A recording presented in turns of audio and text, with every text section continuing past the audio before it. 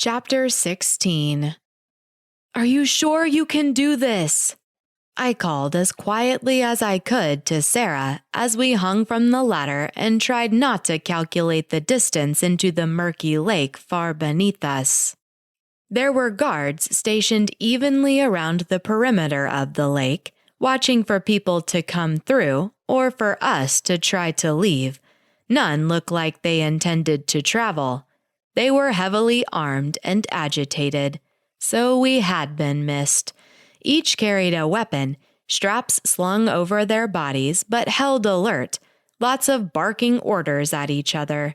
I could see the metal glinting in the floodlights they had set up, shining across the still black water. They weren't messing around. Using the pod schematic Sera had previously downloaded, we discovered a small maintenance shaft running down the center of the pod alongside the central pillar. Barely 30 centimeters wide, I struggled to squeeze my broader shoulders and ample breasts down the ladder inside the tube. Sera, above me, was finding it easier going with a physique of a beanpole. There was a significant drop, maybe 50 meters from where we hung above, still hidden from the guards below. My stomach clenched. I waited for one of them to look up and notice the shaft. I'm fine. Despite being smaller than me, Sera was tough.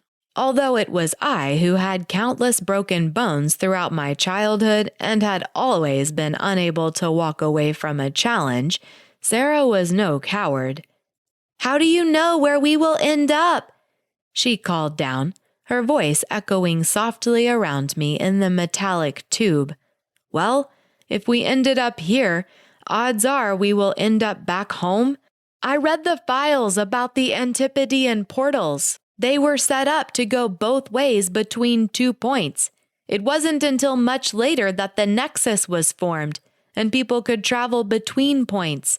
If we just jolted it back into alignment, surely we will just return to our point of origin? I guess. She didn't sound convinced.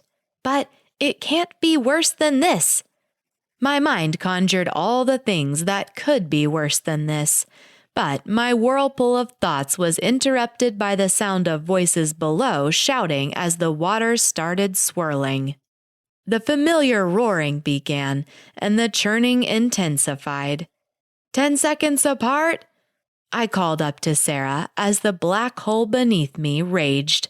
There was no way they could hear us now with the whirlpool between them and us. Not waiting for Sera's response, I kicked out of the vent and dropped, praying as I plummeted that we wouldn't get shot.